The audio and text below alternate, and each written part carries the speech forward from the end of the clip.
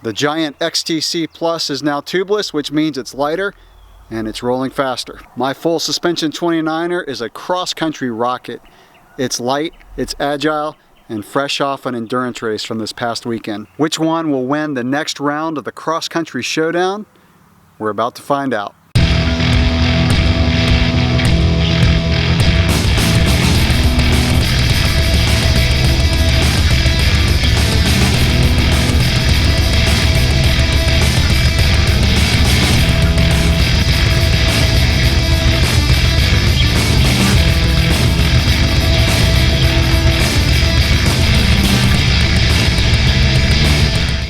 This video is my next one in Project 275 Plus. 2 months of riding and testing a 27.5 Plus bike and comparing it to a standard 29er. The time trial that I did immediately after converting the Giant XTC 27.5 Plus to tubeless shows that I definitely improved the speed of the bike. So I'm going to do one more round of testing of the 27.5 Plus against the full suspension 29er. I'm gonna do the same cross-country loops that I've been doing in my comparison of these bikes. So tomorrow I'm heading out on the full suspension 29er since I've been riding that one for a while, and it takes a while to get used to that bike after being on the Plus bike. I did race the 29er last weekend, so I'm really used to the handling of it. Then the next day I'm gonna do the cross-country loops on the 275 Plus and see how it compares to the 29er with the wheels being tubeless. Now, one thing that I've really noticed after jumping back on the 29er is I feel skittish on the bike. It takes a good solid ride to get used to the handling of that bike after being on the Plus bike. And when I was in my race last weekend, after a couple hours, I felt like I was on autopilot on the 29er with the handling. I really got used to it again. I'm gonna keep this particular video pretty short. I'm not gonna wear my GoPro during the test. I'll report the times when I'm out on the trail, but I'm not gonna get any riding footage. I just wanna report the results in this video. So I'm really curious to see how the Plus bike does as tubeless. Losing 1.1 pounds of rotational weight has really made a difference in the handling and the speed of the bike. So I'll pick it back up tomorrow on the trail.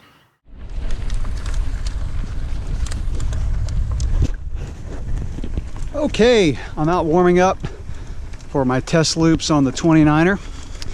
And conditions are as dry and sandy as I've ever seen them out here. I rode last night after work, I was sliding all over the place. These are conditions that should favor the 275 Plus.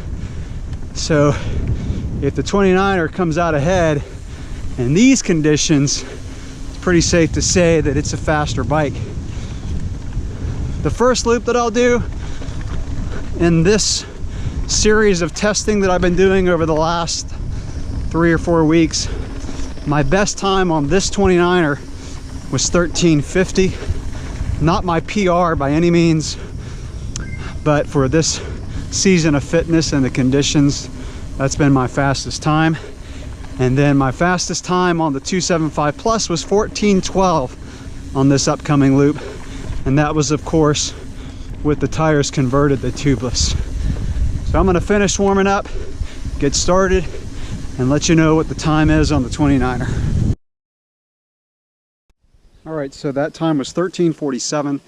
My fastest time so far of this series of tests that I've been doing over the past few weeks.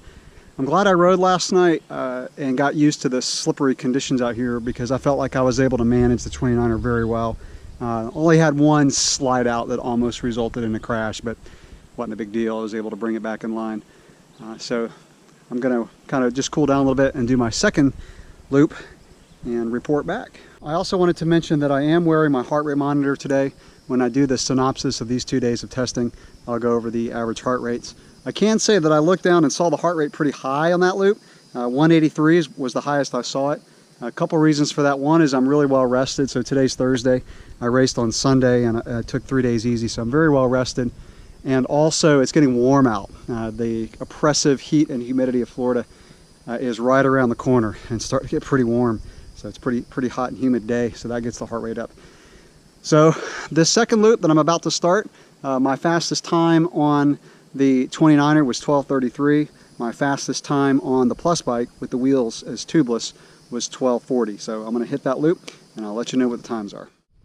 Well, I just crushed my previous time on this bike for this few weeks of testing. That was 12:16. which was 17 seconds faster than my previous best of 12:33. This bike feels so fast.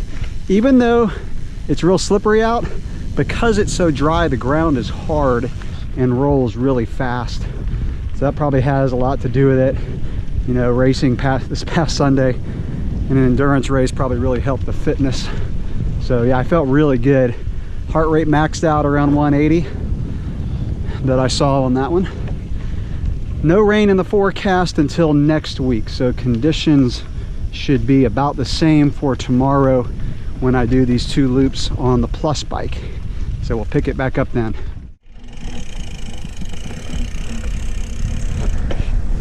Okay, out on the Plus bike for today. And I haven't ridden this thing in about a week. This thing's like riding Velcro on the trails.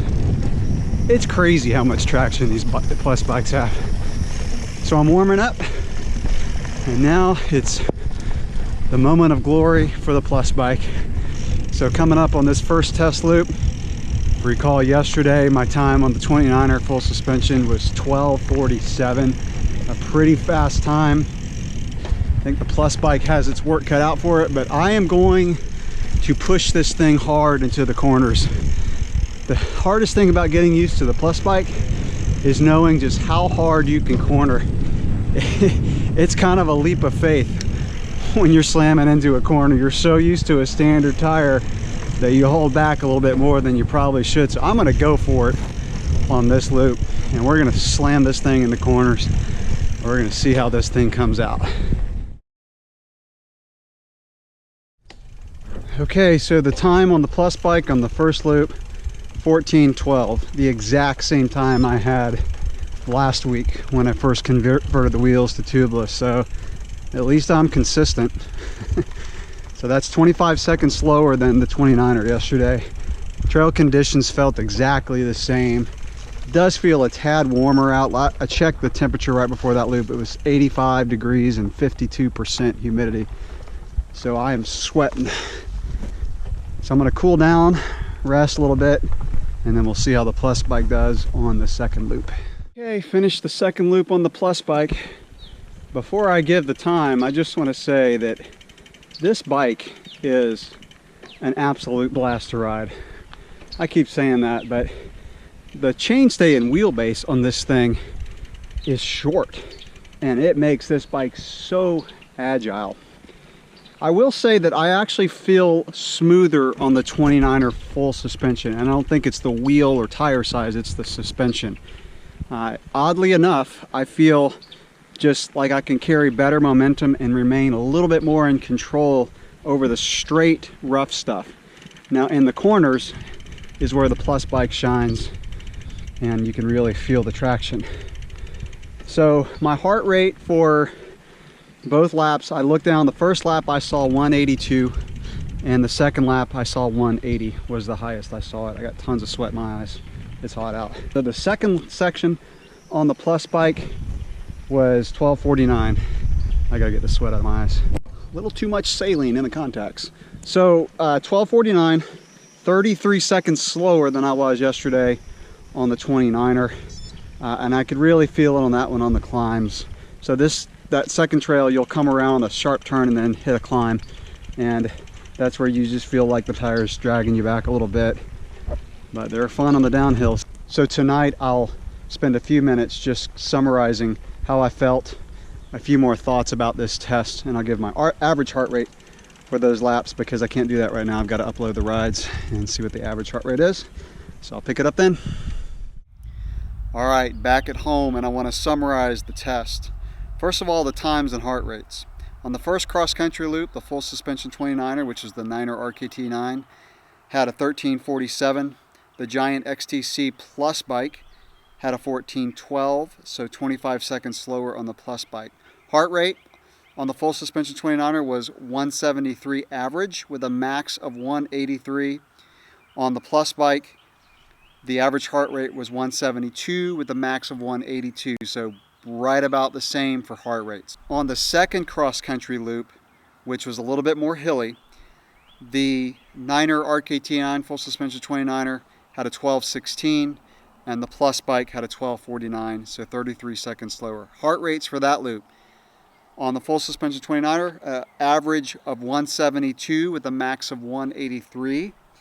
And then on the Plus bike, I had an average of 168 with a max of 180. Now I do think on the second loop on the Plus bike, the heat started to get to me. It was a little warmer the second day. And when I got done with the ride, it was 90 degrees, and today maxed out at 94. So we're in a heat wave. And I felt a little flat on that loop. I didn't feel it on the first one, so I put a little bit more stock in the first one. And I also feel like that's why my heart rate average was a little bit lower on the Plus bike on the second loop. Now I do want to add, and I think I mentioned this in another video, that I don't feel like back-to-back testing will really slow me down on the second day, because when I race cyclocross, usually I'm a little bit faster on the second day, and cyclocross is about a 45-minute effort.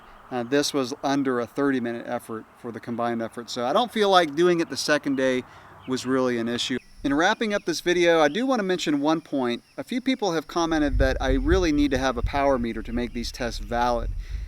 I will respectfully disagree with that, because I'm not going to push it any harder if I have a power meter, and it's definitely not possible to look down at a power meter and gauge your effort on a cross-country loop like this.